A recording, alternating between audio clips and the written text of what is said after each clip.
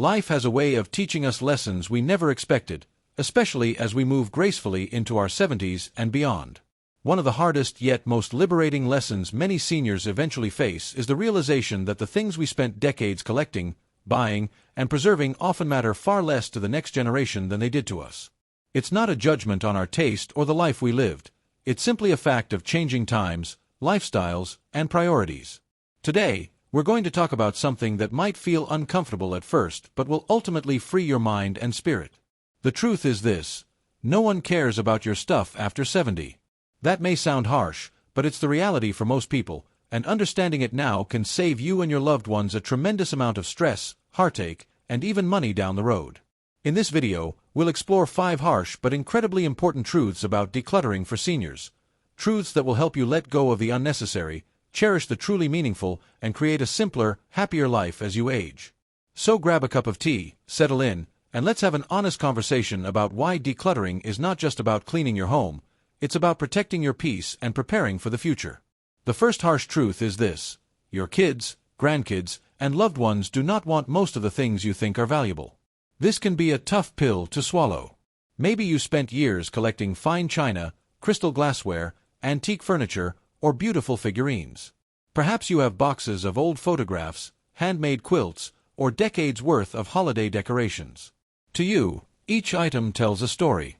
To your children, however, these things can feel like clutter, not treasures. Younger generations are living in a very different world than the one you grew up in. They value experiences over possessions, prefer minimalist living, and often live in smaller spaces where every square foot counts. Many young adults simply don't want to maintain or store large collections of things, no matter how sentimental or expensive those things might have been in the past. It's not that they don't love you, they absolutely do. It's just that their values are different. Realizing this early and accepting it can help you avoid the heartache of clinging to items no one will use or appreciate. Instead of letting your belongings become a burden on your family, you have the power to decide what stays, what goes, and what truly represents your legacy. The second harsh truth is that stuff can quickly become a source of stress, not joy, as we age. When we are younger, we often accumulate things without thinking much about it. We buy souvenirs on trips, keep gifts we don't love out of guilt, and store boxes of just-in-case items in attics and basements.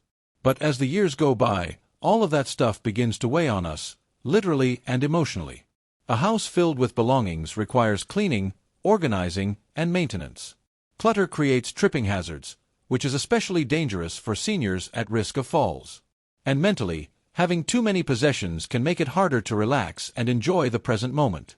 The truth is, every item in your home requires some level of attention, whether it's dusting, repairing, or simply keeping track of it.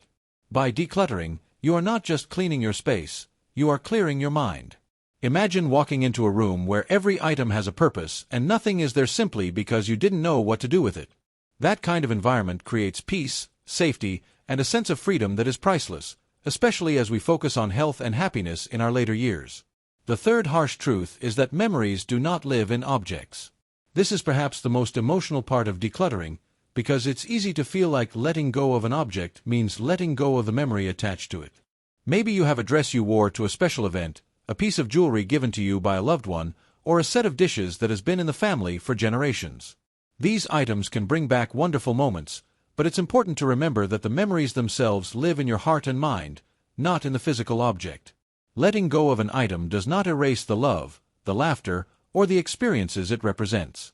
One powerful way to honor memories without holding on to everything is to take photographs of special items before parting with them.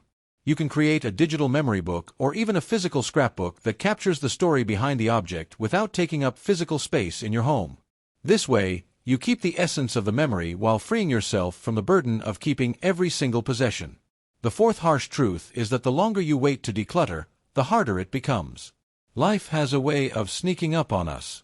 We tell ourselves we'll get to it one day, but the days turn into years, and before we know it, the task feels overwhelming.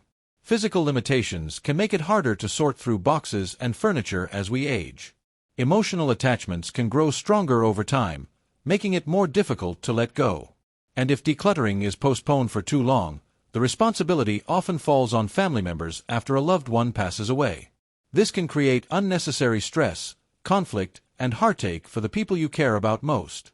By starting now, whether you're 60, 70, or even older, you give yourself the gift of control. You get to decide what stays, what goes, and where things will end up, rather than leaving those decisions to others during a time of grief.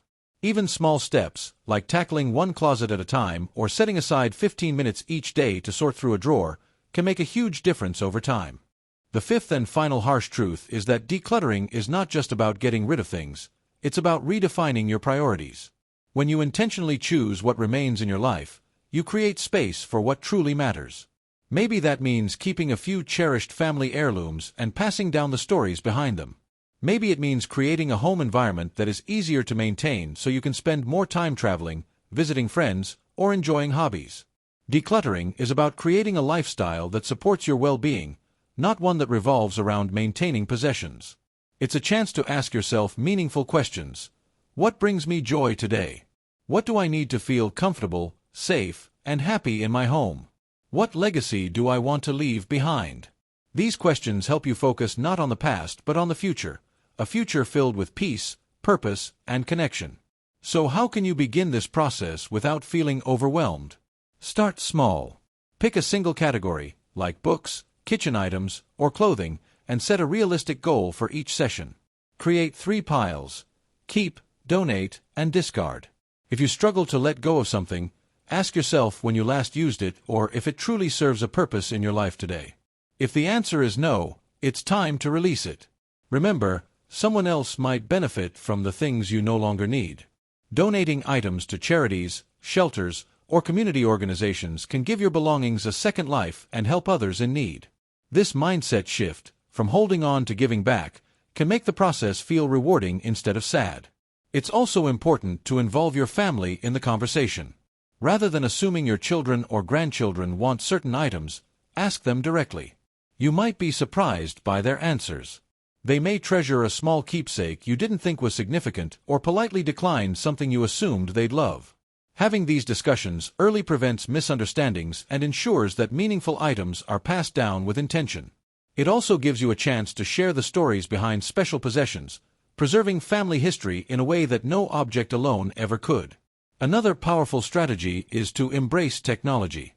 In today's world, memories can be preserved digitally. Scan old photographs, letters, and important documents so they can be shared easily with loved ones. Create digital albums or videos that celebrate milestones and special moments.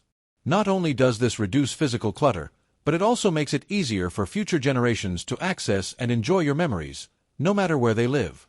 As you embark on this journey, remember that decluttering is not about erasing the past, it's about honoring it. Every item you choose to release represents a chapter of your life, and letting go does not diminish the value of those chapters. In fact, it allows you to celebrate them more fully by freeing your space and your mind from the weight of unnecessary possessions. By simplifying your surroundings, you create room for new experiences, deeper connections, and the joy of truly living in the present. In the end, the things we own are just that, things. What truly matters are the relationships we nurture, the memories we create, and the love we share. No one cares about your stuff after 70, and that's okay. What they will care about is the time you spent with them, the wisdom you shared, and the kindness you showed. By letting go of the excess, you give yourself and your loved ones the greatest gift of all, the freedom to focus on what truly matters. So, take a deep breath, open that closet, and begin. Start with one drawer, one shelf, or one box. Celebrate each decision, no matter how small. And remind yourself with every item you release that you are creating a life filled not with things, but with meaning. Decluttering is not the end of something. It's the beginning of a lighter, brighter, more joyful chapter of your life. Your future self will thank you, and so will the loved ones who will one day cherish not your possessions, but the beautiful, clutter-free memories you leave behind.